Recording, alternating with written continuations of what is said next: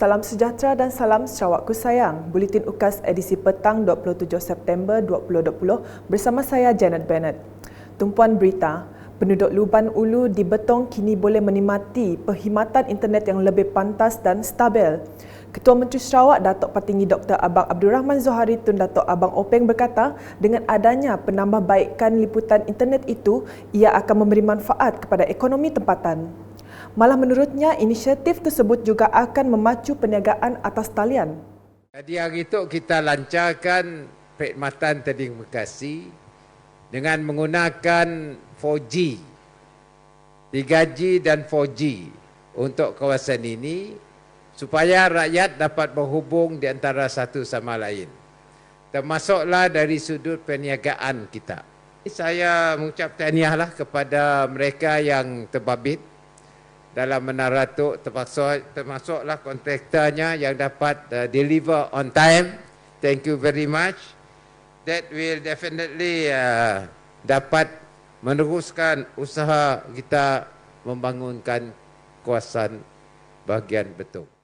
Beliau berkata demikian semasa merasmikan pelancaran menara dan perkhidmatan telekomunikasi Smart 300 di Luban Ulu pada petang Sabtu. Mengulas lanjut, Datuk Patinggi Abang Zohari memberitahu kesan positif daripada naik taraf internet itu juga akan membuka jalan untuk penggunaan pembayaran tanpa tunai sepenuhnya melalui penggunaan aplikasi pembayaran mudah alih iaitu Sarawak Pay.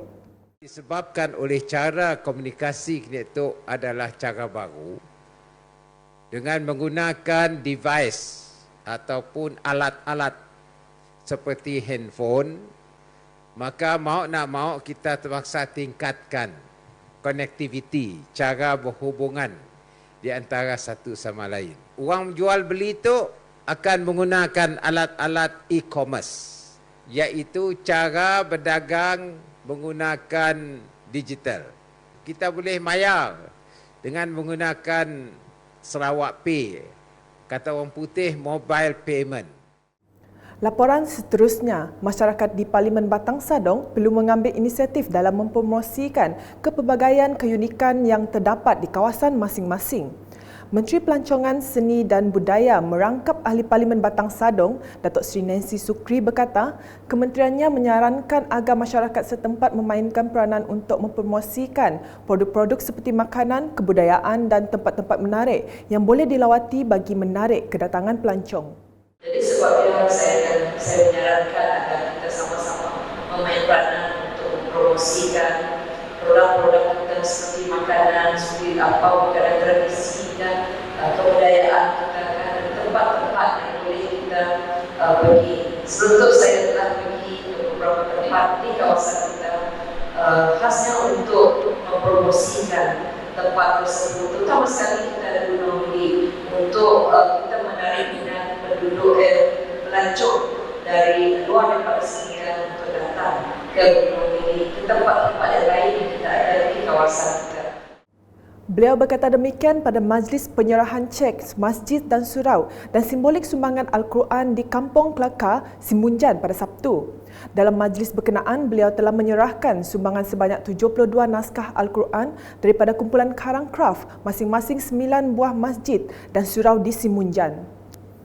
Berikut pula, jentera parti di peringkat cawangan dan ranting di kawasan Dun Tembedu pula bersiap siaga dalam menghadapi pilihan raya negeri PRN Sarawak ke-12.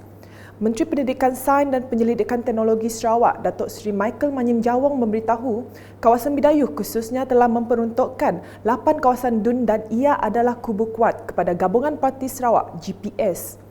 Adun Tembedu itu menambah, dalam PRN ke-12 kelak, semua pengundi di kalangan masyarakat Bidayuh diseru untuk terus kekal memberi sokongan kepada calon GPS. Beliau berkata demikian dalam semasa majlis penangguhan roadshow GPS Cawangan Dun Tembedu dan penyerahan bendera GPS di Kampung Krusen, Mawang pada Sabtu.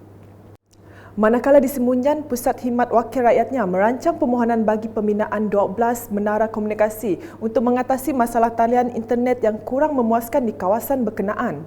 Adun Simunjan Aula Dris memberitahu salah satu menaranya telah dirancangkan terletak di Kampung Tebuan yang boleh memberi liputan internet di Kampung Tebuan, Kampung Sungai Jong, Kampung Hijrah dan termasuk Kampung Saging Sabal. Bagaimanapun katanya ia masih dalam perancangan permohonan dan akan dikemukakan kepada kerajaan menerusi Lembaga Multimedia Sarawak SMA. Ia baru perancangan kan.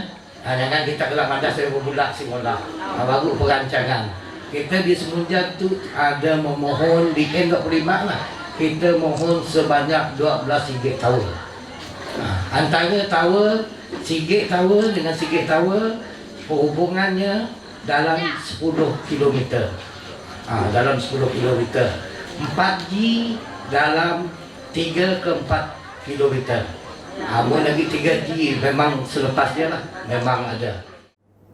Dalam majlis santai bersama YB Auladris di Kampung Sanggeng Sabal, malam Sabtu beliau memberitahu masalah hakisan sungai di Kampung Sanggeng juga telah diambil maklum dan projek penahan hakisan kini dalam peringkat tender. Di Telangusan pula, adunnya Dennis Ngau berkata kejayaan anak-anak Penan harus dibanggakan dan mulai tahu kepentingan pendidikan untuk masa depan. Katanya golongan pelajar perlu membina karier dalam usaha membantu masyarakat mereka secara keseluruhannya.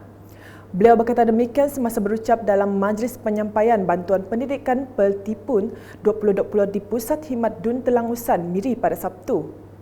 Dalam majlis itu, seramai 25 pelajar Penan menerima bantuan kewangan daripada Peltipun dengan 3 orang melanjutkan pengajian ke peringkat Doktor Falsafah, seorang sarjana, 15 peringkat sarjana muda dan 6 lagi peringkat diploma.